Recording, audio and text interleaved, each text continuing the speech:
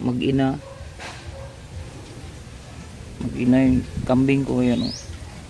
Sumisilong sa ilalim. Tapos yung mga manok ko nandun. Ayan.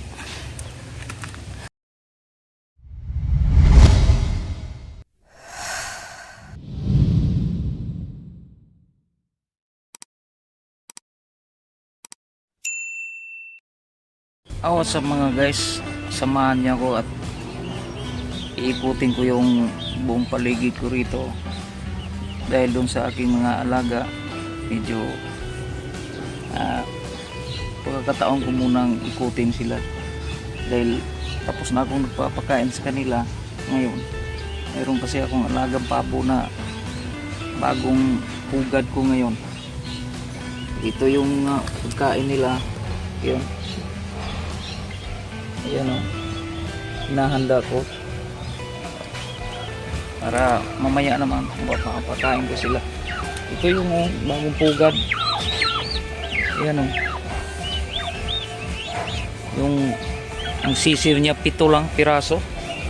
Kapupugad ko lang kanina, wala na 14 na itlog pero hindi naman yan na pisa lahat. Ito nang hindi yata inabot nung dito naman tayo sa ko yun sa mga malalaki. Ayan po sila. Ito yung mga ama doon sa mga sisiw na yun. Ayan, yan sila. Ayan, yung tatlo, isang dikulay at saka yung dalawang puti. Ayan. Tapos nandito naman yung isa. Ayan, o, naglilimlim pa, hindi pa napisa. Ayan sila, o. Kaya tinitingnan ko muna kung sirbaran ko kung mapisa niya yan o hindi, dahil magkasabayan doon sa isa na yon, yung may sisiw. Tapos ngayon tingin ko parang wala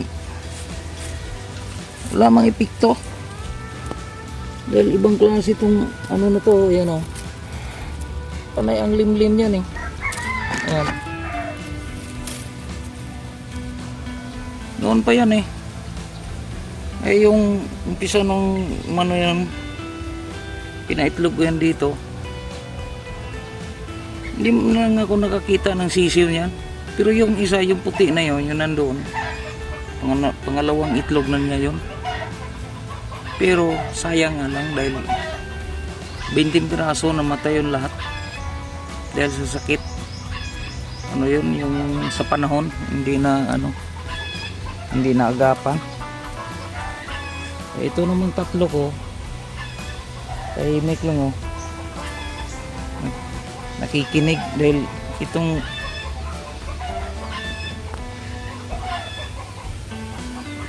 klaseng na to, pabo, to, yung may lahing maritis. Diba? May lahing maritis yung mga yan.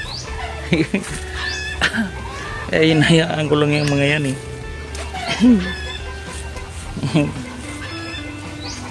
dito, samahan niyo ako at bibisitahin ko yung mga alaga kong kambing. Sinsya na kayo mga kalilingaw, ng sobrang init yan.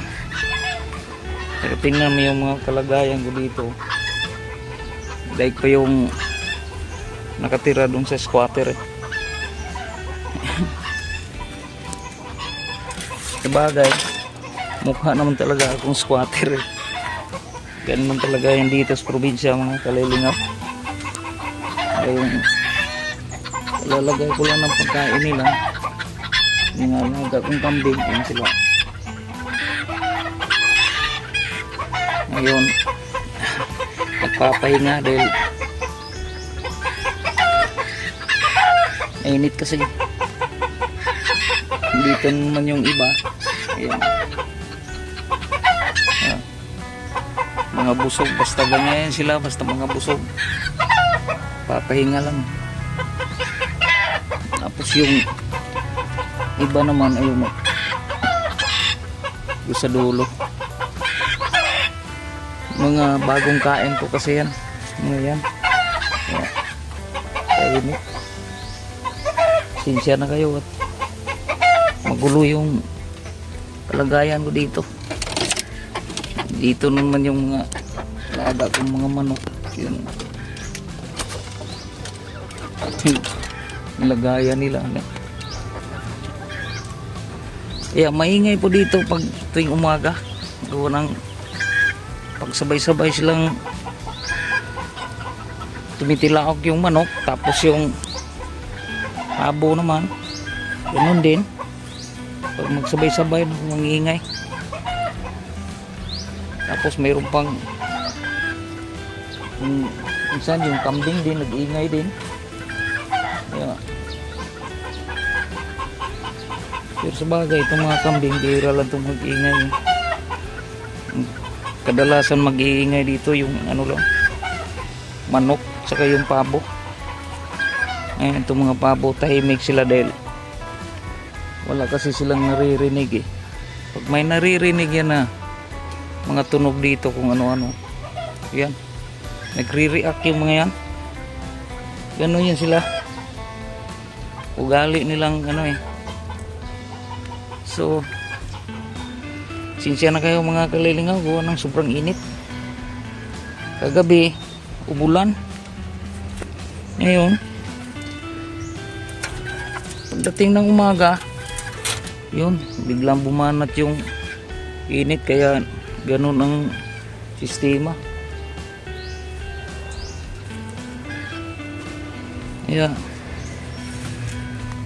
dito lang muna paikot-ikot, nagmamasid sa kanila, tapos ibibigay ng mga pagkain ng kinakailangan sa oras ng kainan.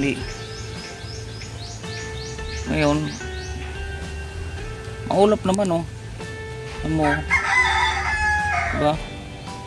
Maulap eh. Baka mamayang gabi babanat na naman ang ulan nito sigurado. Pero pag sa araw hindi pa gaano, minsan lang. Kagabi nga lakas, pero kahapon ayos lang dahil umulan siya ng bagya, pero 2 bisis, hindi naman ganong malakas, pero nakakabasa din. Sabi ko pagdating ng gabi sigurado to babagsak itong ulan. Bumagsak nga, pero hindi naman ganong matagal. Medyo halata mo rin na talagang nababasa yung lupa. Ngayon ginagawa, kulimlim lang yun namo. Kaya malamang ito mamayang gabi babagsak to eh. So yun lang may papakita ko sa inyo mga kalilingaw. Dito yung mag-ina yung kambing ko, yan sumisilong sa ilalim. Tapos yung mga manok ko nandun.